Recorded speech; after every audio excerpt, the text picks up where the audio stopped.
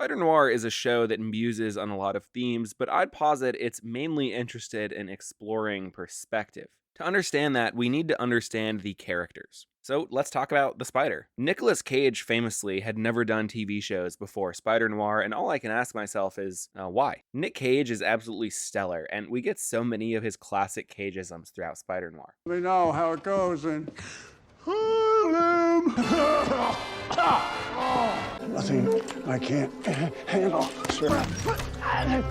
Bathroom's that way. I'm a cat. I'm a sexy cat. Cage says Breaking Bad inspired him, seeing how much more opportunities Bryan Cranston had to build characters. So how does Nick Cage choose to build out Ben Reilly? Well, he's tortured, erratic, and boisterous, yet whimsical? He has what we nowadays would call Roger personas. Many times, whether a plumber or an army union rep, he's busting people's balls and clearly enjoying it all the way. And that's just outside of the suit. In the suit, he's as Spidey as a Spidey should be. The physicality and humor were on point. The rambling during fight scenes was A1. I mean, this is Peter Parker.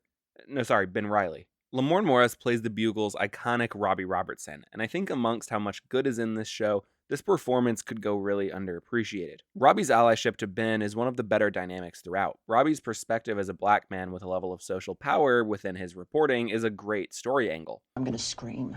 And I don't think you want a white woman screaming about a black man trying to force his way into a hotel room. People are constantly belittling, threatening, and being outright racist to him, but it really doesn't shake him. He's focused on the integral truth. Actually, I got a hunch. Janet is Ben's secretary, but that's putting it lightly. She's really another PI, money manager, front desk and phone operator, public relations manager, among a few other things. Janet is played by Karen Rodriguez, and it is as they say, for every great man, there is a great woman behind him. Ben Reilly couldn't be doing jack squat diddly without Janet carrying him. Lee Jun-Lee is incredible as Cat Hardy. The themes of perspective are so prevalent in Cat Hardy's relationships, whether it be to Flint, Silvermane, or Ben. Why would I care about a mad scientist killing veterans? I'm just a pretty girl who likes to sing and dance. I often wish you were. No, you don't. You'd have been bored of me after 6 months. Each and every one of those men struggles with how they perceive Cat. They expect things of her and assume things of her, underestimate her just because of the fact that she's a woman. You come up with your own little stories and make everyone else fit them. Silverman treats me like a damn doll. Flint thinks I'm afraid of him, and you think I'm a killer. I am done with people telling me who I am and what I get to do. Side note, I don't really get the naming stuff. Like, she's Cat Hardy, as in Black Cat, Felicia Hardy, for why? In my brain, like, she is the Black Cat. Like, there's no reason to be doing all this. I don't know, maybe the same reason this is Megawatt and not Electro. Speaking of which, let's talk about these handsome boys. The villains are great in this show. Silvermane is the big bad, portrayed by Brendan Gleeson. Amazing. Love that guy's voice. Good voice. I just don't like you no more. We done got the Penguin and Silvermane arguing before GTA 8 or whatever the fuck the next one is. I love how he speaks to his goons, trying to appear as a warm father figure. Where did all that come from, son? He's ruthless, but ultimately the same as any other mobster. I enjoyed the finale of the show. He ended up out of his depth. He waded into the pool of superpowers, but he wasn't prepared to actually swim. After me little run-in with your pal the Spider, I really see the value of having friends with superpowers. Oh, yeah?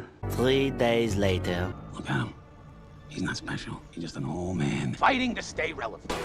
What really rounds it all out is the fact that Cat is the one to kill him, not one of the superpowers. And in this moment where she takes his life, where she ends the events of the story, her perspective has never been more broken. She doesn't know where to look, where to shoot, what to do, or where to go. And ironically, what gives her that clarity is Silvermane using one last final desperate attempt to control who she is, to put his perception of her onto her. Liar, you loved being kept. You loved being cared for. But she refuses. Conflict through Silvermane feeds the perspective angle too. Whether it's his inability to get some goddamn perspective over his inner circle or outer circle, there's a rat in my midst. There's a rat in my inner circle. A rat tried to burn down me home. His refusal to change perspectives or see others, he is the cage in which holds the beast. What?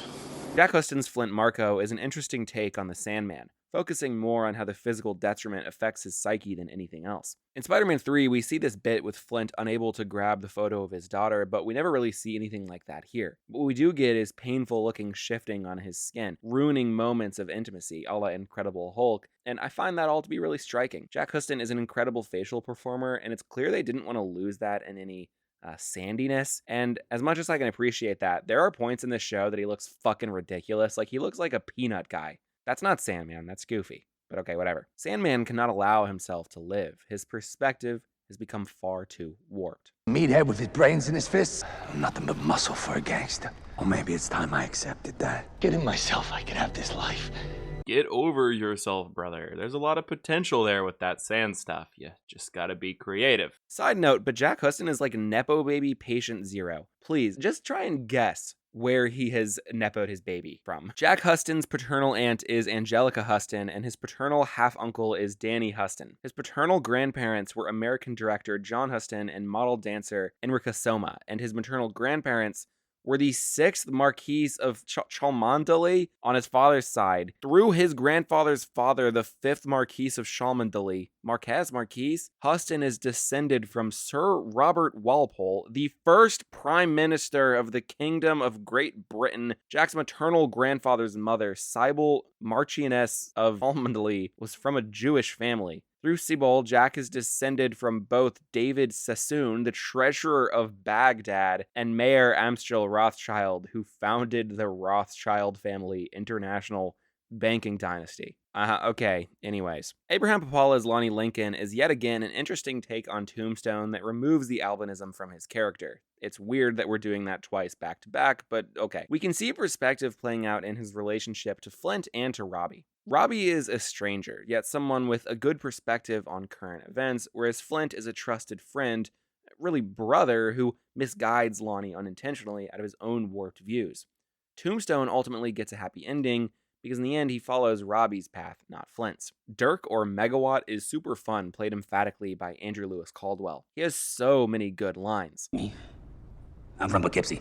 I am like a Nebraskan cornfield.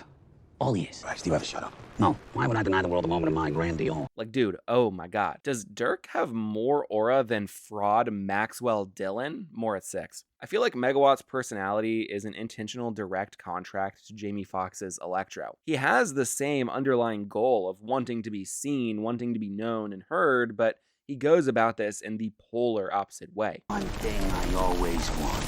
Look at me now, boss! I'm a star! Perspective, baby. Take a shot every time I say perspective. Mr. Cheese looking for his whiskers. That's a perspective for you. After Silvermane has assembled his superpowered goon squad, the drip meter goes from 6 to like breaking above 10 and boiling over the pot. Oh my fucking goddamn it, I'm gonna fucking come. Many of Silvermane's more disposable goons are also funny. You know, you got the classic Dumb and Dumber, Brains and Brawn, who like are kind of bad at both. We lost Lonnie. That's right. We seen it with our own 4 eyes. No, by all means. Out of the car! The guy who's so loyal it gets him killed by the one he's loyal to.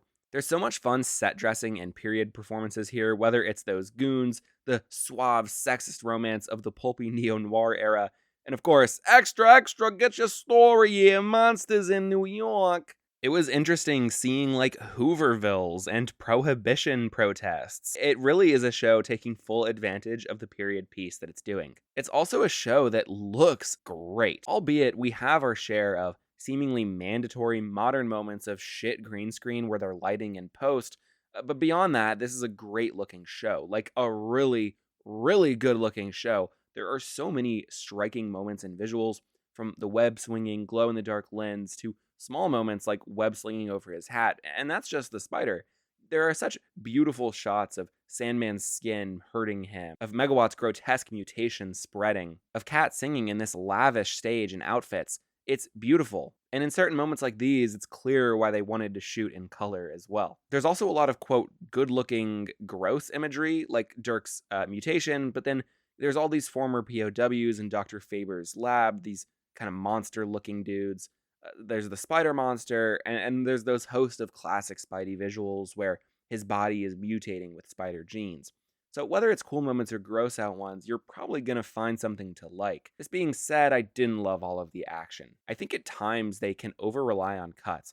They cut so much, and that may be because the choreo is frankly bland at times when it comes to superpowers outside of webs. If you actually look at what Sandman and Megawatt are doing with their powers, it's not all that interesting. Every fight scene where Nick Cage has to beat up on a group of powerless dudes is super electric, but anytime Sandman, or ironically the electric powered dude, are on screen, it's considerably more boring and static. I don't think Sandman has one creative visual use of his powers throughout, which is a damn shame considering how spoiled we were in 2007.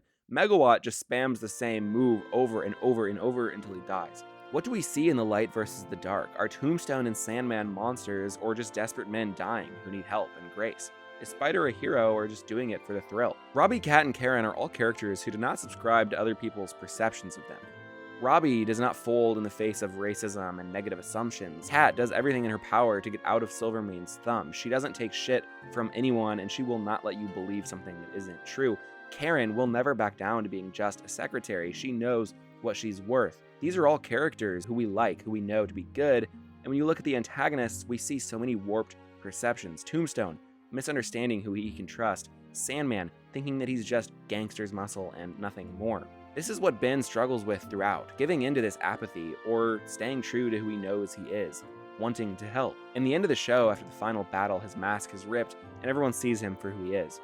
Ben Reilly, P.I., alter ego of the Spider. There have never been two lives, two guys, just one. A new perspective gained.